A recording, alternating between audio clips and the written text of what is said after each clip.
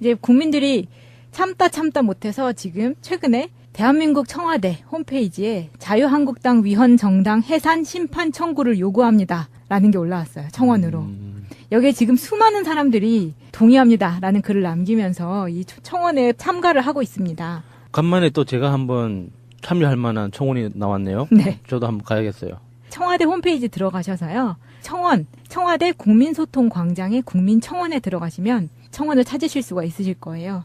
여기에 자유한국당의 해산을 원하시는 분들은 꼭 참여하시기 바랍니다. 이 청원에 글을 올려주신 분 장난 아니신데요? 이분이 그 올려놓은 글들을 보면 이것을 그대로 갖다가 컨트롤-C, 컨트롤-V해서 법무부 장관이 위헌 심판 신청해도 될 만한 그 논지의 글들이에요. 굉장히 법률에 대해서도 해박하신 분이고 논지가 좋습니다. 많이 청원해 주시면 될 것 같아요.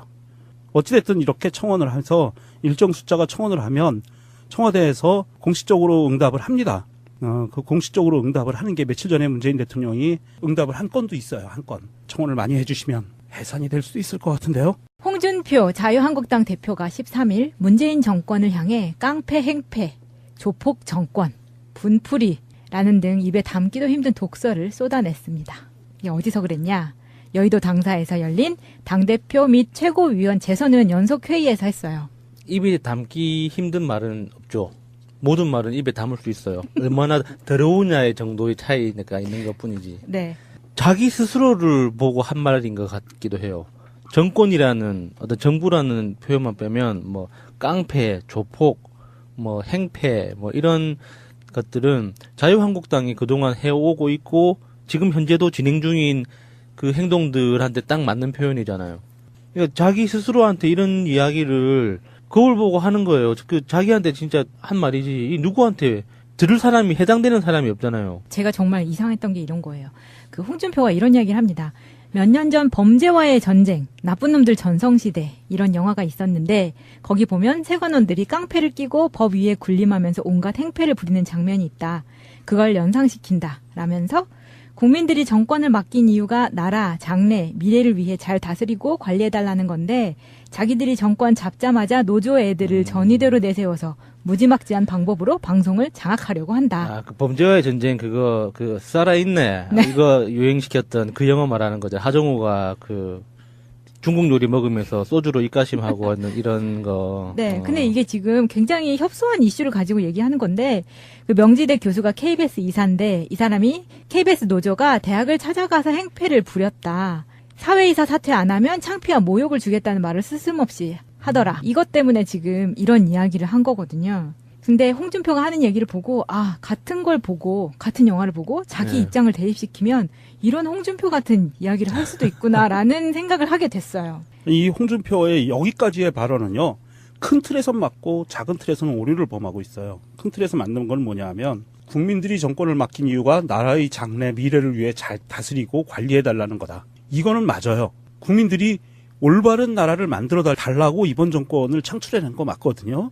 그래서 이번 정부가 적폐와의 전쟁을 시작을 한 거고 적폐를 해소하기 위해서 청산하기 위해서 노력하고 있는 것을 알고 노조도 이제는 이 상황에서 그동안 억눌려 있던 상황에서 떨쳐 일어나가지고 공영방송을 위해서 싸우고 있는 거고요.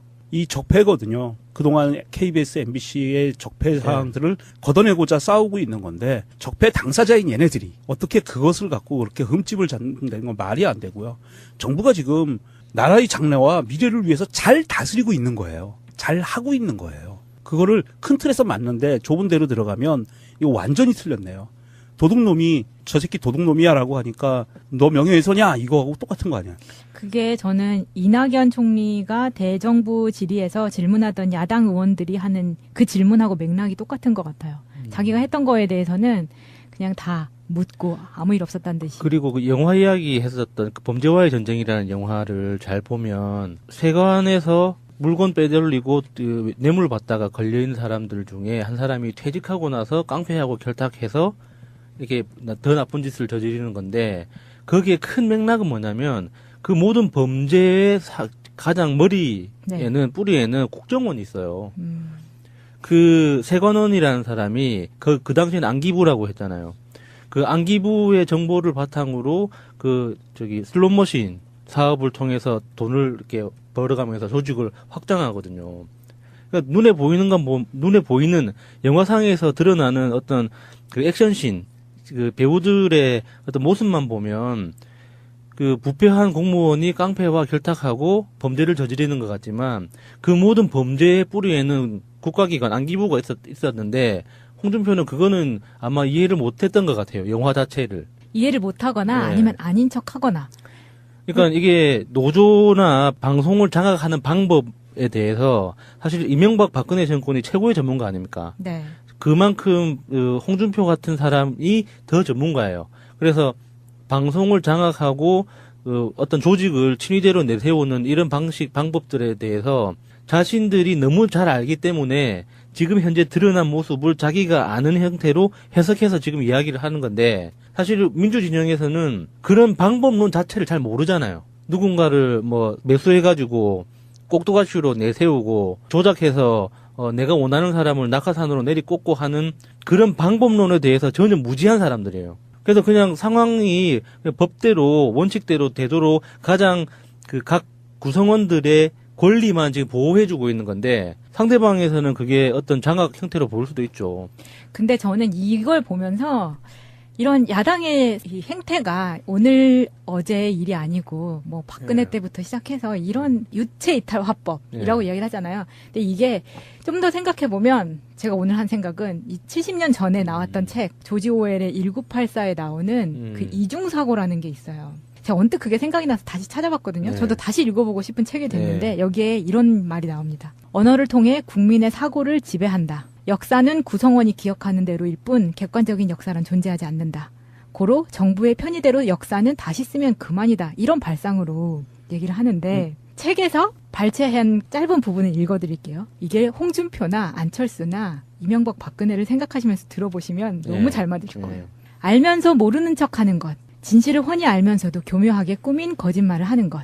철회된 두 가지 견해를 동시에 지지하고 서로 모순되는 줄 알면서 그 두 가지를 동시에 믿는 것. 논리를 사용하여 논리에 맞서는 것. 도덕을 주장하면서 도덕을 거부하는 것. 민주주의가 아닌 줄 뻔히 알면서 당이 민주주의 수호자라고 믿는 것. 잊어버려야 할 것은 무엇이든 잊어버리고 필요한 순간에만 기억에 떠올렸다가 다시 곧바로 잊어버리는 것. 그리고 무엇보다 그 과정 자체에다가 똑같은 과정을 적용하는 것. 이런 것들은 지극히 미묘하다. 의식적으로 무의식 상태에 빠지고 자신이 방금 행한 최면 행위에 대해서까지 의식하지 못하는 격이다. 약간 그게 조지 오웰이 쓴 책이 나와요? 네. 1984에 나와요. 오. 이 이중사고라고 하는 예, 거예요. 이게. 이중사고 저도 1984 그거를 보면서 MB 생각을 많이 했었어요. 그쵸. 예. 왜냐면은 이런 거죠. 4대강 사업 있잖아요. MB가 후보 시절에 대운하를 이야기를 했었잖아요. 네. 그래서 그 대운하로 해서 너무 역풍이 크게 부니까 이름을 바꿔서 내용은 똑같은데 4대강 사업으로 바꿔서 추진했단 말이죠. 사람들의 인식에 어떤 이름을 붙이느냐. 보통 프레이밍 작업이라고 하잖아요. 네. 그러니까 그런 걸 굉장히 잘했었죠. MB가. 똑같은 일을 하는데, 그러니까 내가 하고 싶은 대로 하는데 어떤 좋은 명분을 갖다 붙여서 이 우파들이 활동할 수 있는 정치적 공간을 열어주는 일을 굉장히 잘했었거든요. 그래서 이중사고가 좀 말이 어렵긴 한데 말 따로 행동 따로라는 거죠. 그쵸. 이중적으로 사고하는 거죠. 예. 근데 이게 예전에는 아날로그 방식으로 수집된 정보가 이제 갖는 시간이라던가 배포되는 시간이라던가 이런 게 많이 걸려서 예. 파급 효과가 느리고 적었다고 할 수 있겠지만 지금 같으면 스마트폰, 인터넷, SNS 이런 걸로 무분별하게 뿌려지는 왜곡된 역사와 가짜뉴스 이거 우리 저번 대선 때 엄청 많이 봤잖아요. 예. 이게 지금 완전 피부로 다가오는 거죠. 뭐 문재인을 이렇게 깡패니 무슨 조폭이니 이렇게 말하는 홍준표가 지금 딱 이 상태라고 볼 수 있는 거죠. 특히 검색 엔진이 이렇게 개발되고 특히 한국처럼 검색 기능이 굉장히 약한 나라, 약한 환경. 네. 네이버가 독점하고 있으면서 형식만 검색이라는 형식을 빌렸지 검색되는 내용 자체는 검색과 아무 상관이 없는 조작된 내용들이 훨씬 더 많은 게 유통되는 이런 환경에서 잘못된 정보를 스스로 검증하지 않고 무조건 믿는 그래서 일베 같은 환경에서 일베 스스로의 논리가 계속 개발되고 점점 더 깊어지고 강해지고 있잖아요. 맞아요. 저는 그게 너무 무서운 맞아요. 거예요. 그게 진짜 무서운 거예요. 이거 이중사고에 대해서 간단하게 정리해 놓은 트위터리안이 있네요. 더블싱크 이중사고에서요. 한 번에 두 가지 신념을 믿으며 동시에 두 가지를 사실이라고 믿는 것. 거짓인 것을 알면서 고의로 그 거짓말을 믿는 것. 이게 이중사고라고 하는 거래네요. 그걸 고의로 할 수 있으면은 저는 천재인 것 같고요. 이명박 박근혜류의 어떤 그 정권에 붙어 있었던 사람들은 자기 스스로 이런 이중사고를 한다는 것 자체는 잘 모르는 것 같아요. 그냥 자기한테 필요한 거, 그 순간에 가장 유리하고 그 손쉬운 걸 선택하다 보면 장기적인 맥락에서 들여다보지 않는 이상은 이중사고는 드러나지 않거든요. 단편적으로는 항상 그때 그것이 가장 최선의 선택이었기 때문에 잘 모를 거라고 봐요. 모르기도 하고 모르는 척하기도 하고 그리고 국민을 속일 요량으로 그렇게 일부러 발언을 하는 것.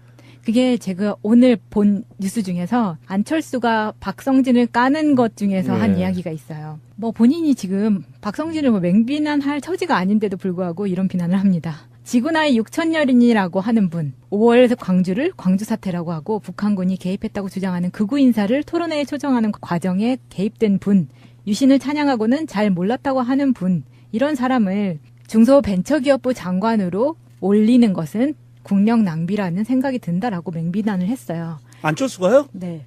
설마 근데 이중사고인데? 그러니까요. 그래서 제가 찾아보니까 2013년 8월 15일에 안철수가 이런 트윗을 합니다. 광복 68년, 건국 65주년입니다.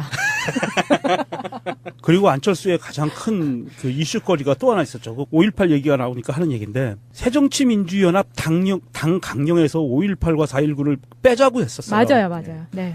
근데 나중에는 또 지는 그렇게 한 적 없다고. 그러니까 맞아요. 그때 네. 김한길과 네. 이 안철수류 네. 이쪽 그 류들이 민주당의 정체성을 완전히 뒤흔들어 버리려고 4.19, 5.18을 빼자고 했었던 그런 사람이 또 이런 얘기를 하면 안 되지. 이거 똑같네 얘네들하고. 그리고 올해 그 대선 1차 토론에서도 이런 이야기를 했었잖아요. 위안부 피해는 우리 정부가 존재하지 않았을 때의 일이다. 그렇죠. 네, 이런 것들이 다 단순하게 보면 거짓말이고 그냥 국민을 우습게 알고 거짓말을 하는 거고 아니면 정말 이 사람이 치밀하지 못한 이중사고라던가 아니면 정신세계가 그런 거죠. 네. 어떤 좋은 명분을 갖다 붙여서 이 우파들이 활동할 수 있는 정치적 공간을 열어주는 일을 굉장히 잘했었거든요. 그래서 이중사고가 좀 말이 어렵긴 한데 말 따로 행동 따로라는 거죠. 그렇죠. 이중적으로 사고하는 거죠. 예. 근데 이게 예전에는 아날로그 방식으로 수집된 정보가 이제 갖는 시간이라던가 배포되는 시간이라던가 이런 게 많이 걸려서 예. 파급 효과가 느리고 적었다고 할 수 있겠지만 지금 같으면 스마트폰, 인터넷, SNS 이런 걸로 무분별하게 뿌려지는 왜곡된 역사와 가짜뉴스 이거 우리 저번 대선 때 엄청 많이 봤잖아요. 예. 이게 지금 완전 피부로 다가오는 거죠. 뭐 문재인을 이렇게 깡패니 무슨 조폭이니 이렇게 말하는 홍준표가 지금 딱 이 상태라고 볼 수 있는 거죠. 특히 검색 엔진이 이렇게 개발되고 특히 한국처럼 검색 기능이 굉장히 약한 나라, 약한 환경. 네. 네이버가 독점하고 있으면서 형식만 검색이라는 형식을 빌렸지 검색되는 내용 자체는 검색과 아무 상관이 없는 조작된 내용들이 훨씬 더 많은 게 유통되는 이런 환경에서 잘못된 정보를 스스로 검증하지 않고 무조건 믿는 그래서 일베 같은 환경에서 일베 스스로의 논리가 계속 개발되고 점점 더 깊어지고 강해지고 있잖아요. 맞아요. 저는 그게 너무 무서운 맞아요. 거예요. 그게 진짜 무서운 거예요. 이거 이중사고에 대해서 간단하게 정리해 놓은 트위터리안이 있네요. 더블싱크 이중사고에서요. 한 번에 두 가지 신념을 믿으며 동시에 두 가지를 사실이라고 믿는 것. 거짓인 것을 알면서 고의로 그 거짓말을 믿는 것.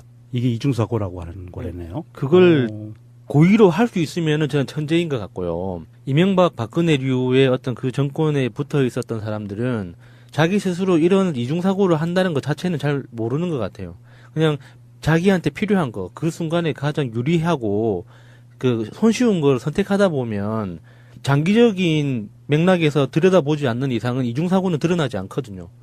단편적으로는 항상 그때 이제 국민들이 참다 못해서 지금 최근에 대한민국 청와대 홈페이지에 자유한국당 위헌 정당 해산 심판 청구를 요구합니다. 라는 게 올라왔어요. 청원으로.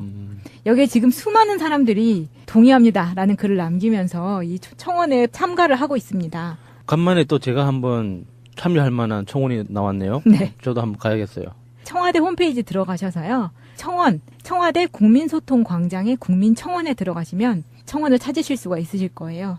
여기에 자유한국당의 해산을 원하시는 분들은 꼭 참여하시기 바랍니다. 이 청원에 글을 올려주신 분 장난 아니신데요? 이분이 그 올려놓은 글들을 보면 이것을 그대로 갖다가 컨트롤 C, 컨트롤 V해서 법무부 장관이 위헌 심판 신청해도 될 만한 그 논지의 글들이에요. 굉장히 법률에 대해서도 해박하신 분이고 논지가 좋습니다. 많이 청원해 주시면 될 것 같아요.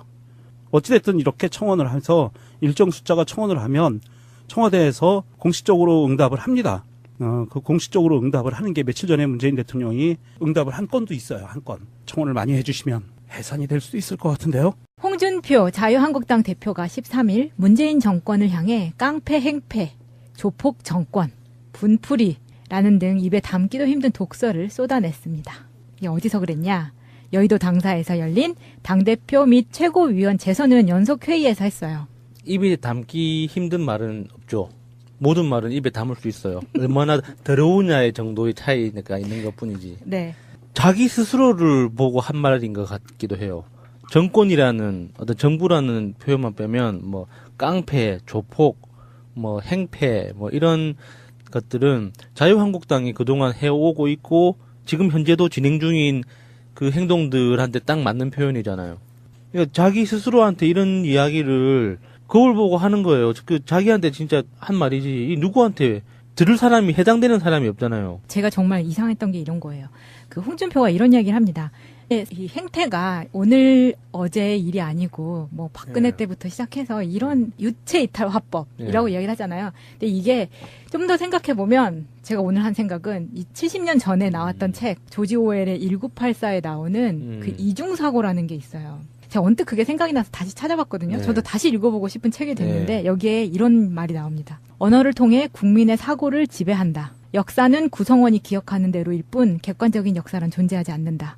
고로 정부의 편의대로 역사는 다시 쓰면 그만이다. 이런 발상으로 얘기를 하는데 책에서 발췌한 짧은 부분을 읽어드릴게요. 이게 홍준표나 안철수나 이명박 박근혜를 생각하시면서 들어보시면 너무 잘 맞으실 거예요. 알면서 모르는 척하는 것. 진실을 훤히 알면서도 교묘하게 꾸민 거짓말을 하는 것. 철회된 두 가지 견해를 동시에 지지하고 서로 모순되는 줄 알면서 그 두 가지를 동시에 믿는 것. 논리를 사용하여 논리에 맞서는 것. 도덕을 주장하면서 도덕을 거부하는 것. 민주주의가 아닌 줄 뻔히 알면서 당이 민주주의 수호자라고 믿는 것. 잊어버려야 할 것은 무엇이든 잊어버리고 필요한 순간에만 기억에 떠올렸다가 다시 곧바로 잊어버리는 것. 그리고 무엇보다 그 과정 자체에다가 똑같은 과정을 적용하는 것. 이런 것들은 지극히 미묘하다. 의식적으로 무의식 상태에 빠지고 자신이 방금 행한 최면 행위에 대해서까지 의식하지 못하는 격이다. 약간 이게 조지 오웰이 쓴 책이 나와요? 네. 1984에 나와요. 오. 이 이중사고라고 하는 거예요. 이게. 이중사고 저도 1984 그거를 보면서 MB 생각을 많이 했었어요. 그쵸. 예. 왜냐면은 이런 거죠. 4대강 사업 있잖아요. MB가 후보 시절에 대운하를 이야기를 했었잖아요. 네. 그래서 그 대운하로 해서 너무 역풍이 크게 부니까 이름을 바꿔서 내용은 똑같은데 4대강 사업으로 바꿔서 추진했단 말이죠. 사람들의 인식에 어떤 이름을 붙이느냐. 보통 프레이밍 작업이라고 하잖아요. 네. 그러니까 그런 걸 굉장히 잘했었죠. MB가. 똑같은 일을 하는데, 그러니까 내가 하고 싶은 대로 하는. 그 질의에서 질문하던 야당 의원들이 하는 그 질문하고 맥락이 똑같은 것 같아요. 자기가 했던 거에 대해서는 그냥 다 묻고 아무 일 없었다는 듯이. 그리고 그 영화 이야기 했었던 그 범죄와의 전쟁이라는 영화를 잘 보면 세관에서 물건 빼돌리고 그 뇌물 받다가 걸려있는 사람들 중에 한 사람이 퇴직하고 나서 깡패하고 결탁해서 이렇게 더 나쁜 짓을 저지르는 건데 거기에 큰 맥락은 뭐냐면 그 모든 범죄의 가장 머리에는 뿌리에는 국정원이 있어요. 그 세관원이라는 사람이 그 당시에는 안기부라고 했잖아요. 그 안기부의 정보를 바탕으로 슬롯머신 사업을 통해서 돈을 이렇게 벌어가면서 조직을 확장하거든요. 그러니까 눈에 보이는 영화상에서 드러나는 어떤 그 액션씬, 그 배우들의 어떤 모습만 보면 그 부패한 공무원이 깡패와 결탁하고 범죄를 저지르는 것 같지만 그 모든 범죄의 뿌리에는 국가기관 안기부가 있었는데 홍준표는 그거는 아마 이해를 못했던 것 같아요. 영화 자체를. 이해를 못하거나 네. 아니면 아닌 척하거나. 그러니까 이게 노조나 방송을 장악하는 방법에 대해서 사실 이명박 박근혜 정권이 최고의 전문가 아닙니까? 네. 그만큼 홍준표 같은 사람이 더 전문가예요. 그래서 방송을 장악하고 어떤 조직을 친위대로 내세우는 이런 방법들에 대해서 자신들이 너무 잘 알기 때문에 지금 현재 드러난 모습을 자기가 아는 형태로 해석해서 지금 이야기를 하는 건데 사실 민주진영에서는 그런 방법론 자체를 잘 모르잖아요. 누군가를 뭐 매수해가지고 꼭두가시로 내세우고 조작해서 내가 원하는 사람을 낙하산으로 내리꽂고 하는 그런 방법론에 대해서 전혀 무지한 사람들이에요. 그래서 그냥 상황이 법대로 원칙대로 되도록 가장 그 각 구성원들의 권리만 지금 보호해주고 있는 건데 상대방에서는 그게 어떤 장악 형태로 보일 수도 있죠.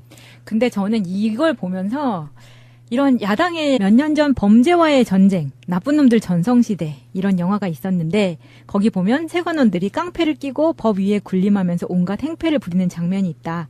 그걸 연상시킨다. 라면서 국민들이 정권을 맡긴 이유가 나라, 장래, 미래를 위해 잘 다스리고 관리해달라는 건데 자기들이 정권 잡자마자 노조 애들을 전위대로 내세워서 무지막지한 방법으로 방송을 장악하려고 한다. 아, 그 범죄와의 전쟁 그거 살아있네. 네. 이거 유행시켰던 그 영화 말하는 거죠. 하정우가 그 중국 요리 먹으면서 소주로 입가심하고 하는 이런 거. 네, 근데 이게 지금 굉장히 협소한 이슈를 가지고 얘기하는 건데 그 명지대 교수가 KBS 이사인데 이 사람이 KBS 노조가 대학을 찾아가서 행패를 부렸다. 사회이사 사퇴 안 하면 창피와 모욕을 주겠다는 말을 스스럼없이 하더라. 이것 때문에 지금 이런 이야기를 한 거거든요. 근데 홍준표가 하는 얘기를 보고 같은 걸 보고 같은 영화를 보고 자기 네. 입장을 대입시키면 이런 홍준표 같은 이야기를 할 수도 있구나라는 생각을 하게 됐어요. 이 홍준표의 여기까지의 발언은요. 큰 틀에선 맞고 작은 틀에서는 오류를 범하고 있어요. 큰 틀에서 맞는 건 뭐냐 하면 국민들이 정권을 맡긴 이유가 나라의 장래 미래를 위해 잘 다스리고 관리해달라는 거다. 이거는 맞아요. 국민들이 올바른 나라를 만들어 달라고 이번 정권을 창출해낸 거 맞거든요. 그래서 이번 정부가 적폐와의 전쟁을 시작을 한 거고 적폐를 해소하기 위해서 청산하기 위해서 노력하고 있는 것을 알고 노조도 이제는 이 상황에서 그동안 억눌려 있던 상황에서 떨쳐 일어나가지고 공영방송을 위해서 싸우고 있는 거고요. 이 적폐거든요. 그동안 KBS, MBC의 적폐 사항들을 걷어내고자 싸우고 있는 건데 적폐 당사자인 얘네들이 어떻게 그것을 갖고 그렇게 흠집을 잡는다는 건 말이 안 되고요. 정부가 지금 나라의 장래와 미래를 위해서 잘 다스리고 있는 거예요. 잘 하고 있는 거예요. 그거를 큰 틀에서 맞는데 좁은 데로 들어가면 이거 완전히 틀렸네요. 도둑놈이 저 새끼 도둑놈이야라고 하니까 너 명예훼손이야 이거하고 똑같은 거 아니야. 그게 저는 이낙연 총리가 대정부